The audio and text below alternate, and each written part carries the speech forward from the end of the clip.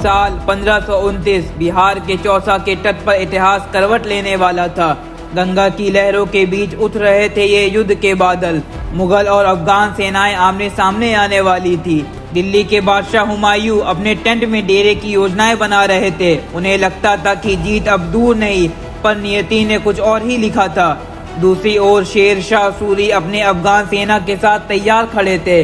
उनकी आंखों में आत्मविश्वास था और होठों पर केवल एक शब्द, जीत।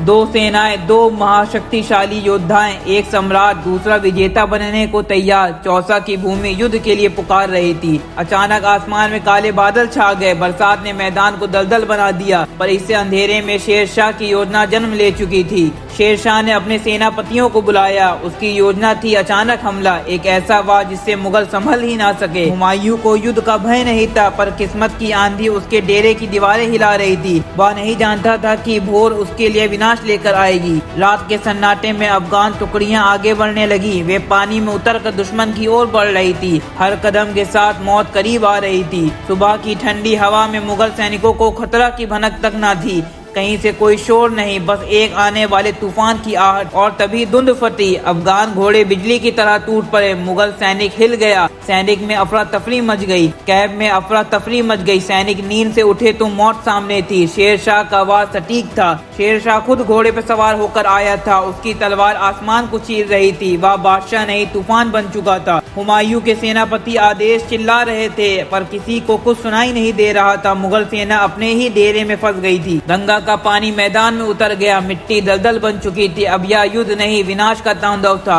बारिश के बीच आग के तीर छोड़े गए। आसमान चमका, धरती कांपी। मुगल सेना बिखरने लगी। गंगा का पानी अब मौत बन चुका था। मुगल सैनिक दलदल में फंसते जा रहे थे। हर लहर अपनी अस्तित्व को निगल रही थी। शेर शाह की घुड़सवार सेना ने मुगल शिविर को चारों ओर से घेर लिया। हर दिशा से आवाज गूंज रही थी, अल्लाहू अकबर।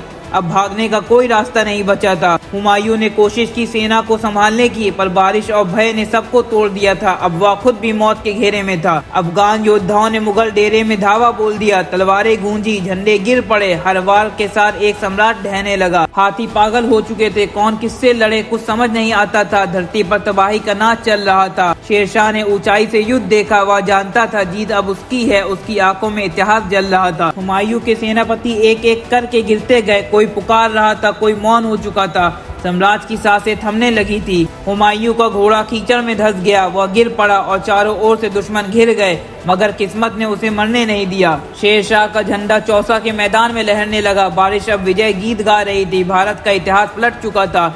मैदान अब खामोश था। जहां तलवारें गूंजी थी, वहां अब बस सन्नाटा था। हजारों जिंदगियां गंगा में समा चुकी थी। शेर शाह ने तलवार से पानी की बूंदें झाड़ी। उसकी होठों पर मुस्कान थी, पर आंखों में आग। अब वह दिल्ली का सपना देखने लगा था। हुमायूं कुछ वफादारों के साथ नाव में सवार हुआ। पीछे तूफान था, आगे अंधकार, पर जीवन अभी बाकी था। शेर शाह ने दूर जाती नाव को देखा। वह जानता था कि वह जीत अधूरी है, दिल्ली अभी बाकी थी। हजारों मुगल सैनिक कैद कर लिए गए। उनकी आंखों में था भय और पराजय। इतिहास ने उन्हें गवाह बना लिया था। सेनापति तलवारें उठाकर शेर शाह को सलाम कर रहे थे। बारिश थम चुकी थी, जैसे स्वर्ग भी विजय को प्रणाम कर रहा हो। अगली सुबह हुमायूं ने सूरज को देखा। वह जानता था उसका सूरज अब ढल चुका है, पर उम्मीद अभी जिंदा थी। अफगान शिविर में जश्न शुरू हुआ। ढोल बजी, मशाले जली। यह सिर्फ जीत नहीं, एक युग का आरंभ था। शेर शाह को सम्मान की पगड़ी पहनाई गई। अब वह सिर्फ सेनापति नहीं रहा, वो भारत का नया बादशाह था। विजय का संदेश देश भर में भेजा गया। हर शब्द में था गौरव और अभिमान। शेर शाह ने हुमायूं को चौसा में हराया। हुमायूं जंगलों में भटकने लगा। थोड़े से सैनिक, भीगी जमीन और हारे हुए कदम। अब उसकी राह बहुत लंबी थी। शेरशाह ने सैनिकों को संबोधित किया। उसने कहा, यह हमारी धरती है, इसे कोई नहीं छीन सकता। सेना के चेहरे गर्व से चमक उठे। जो बचे थे वे नदी के किनारे चल रहे थे, थके हुए, घायल और हारे हुए। हर कदम इतिहास की चुप्पी से गूंज रहा था। रात आई, पर नींद किसी को नहीं आई। आग के धुएं में मौत का साया नाच रहा था। चौसा अब इतिहास का शमशान बन चुका था। शेरशाह ने मुगल तोपें देखी। वह मुस्कुराया। अब यह ताकत उसकी थी। दिल्ली अब सिर्फ एक कदम दूर थी। नक्शे पर दिल्ली तक का रास्ता उकेरा गया। शेर शाह की नजर अब साम्राज्य पर थी। युद्ध समाप्त नहीं हुआ था, वह शुरू हुआ था। हुमायूं की तलवार अब मौन थी, पर उसकी आंखों में आग बाकी थी। वह लौटेगा, यही उसका वादा था। शेर शाह की सेना असली युद्ध की तैयारी में थी। लोहे की चिंगारियां नए जंग का इशारा दे रही थी। शेर शाह अपने घोड़े पर सवार होकर मैदान पार कर रहा था। हर सिपाही झुक कर उसे सलाम कर रहा था। वह अब एक नाम नहीं, एक युग था। मुगल कैंट रात बन चुका था। झंडे मिट्टी में गुम हो हो गए। इतिहास ने एक बादशाह से ताज छीन लिया। गांव के लोग दूर से सब देख रहे थे, उनकी आंखों में भय और आश्चर्य था। युद्ध ने सबको बदल दिया था। शेरशाह ने अस्थायी सिंहासन संभाला। अब यह सिर्फ विजेता नहीं, शासक बन चुका था। विजय का संदेश दिल्ली की ओर दौड़ा। धूल उड़ रही थी, इतिहास लिखा जा रहा था। गंगा की लहरों ने उसे फिर पार करवाया, पर इस बार वह बादशाह नहीं, एक शरारती था। बिहार के किले में शेरशाह का झंडा लहराया। हवा ने नई कहानी सुनाना शुरू की। थके हुए चेहरे आग की लौ में चमक रहे थे। हर नजर में एक सवाल था, क्या हम फिर उठ पाएंगे? विजय के बाद शेरशाह ने जनता से वादा किया, अब अन्याय नहीं होगा। लोग ने उसे बादशाह की तरह स्वीकार किया। कुछ हफ्ता बाद चौसा का मैदान फिर हरा होने लगा, पर मिट्टी के नीचे अब भी इतिहास दफन था। रात में शेरशाह ने कलम उठाई। उसने लिखा, यह सिर्फ शुरुआत है। हुमायूं दूर अफगान धरती की ओर बढ़ा। उनका ताज छिन गया था, पर इरादा बाकी था। चौसा से दिल्ली तक की दूरी अब तय हो चुकी थी। एक नया युग शुरू हो चुका था, शेरशाह सूरी का स्वरकाल।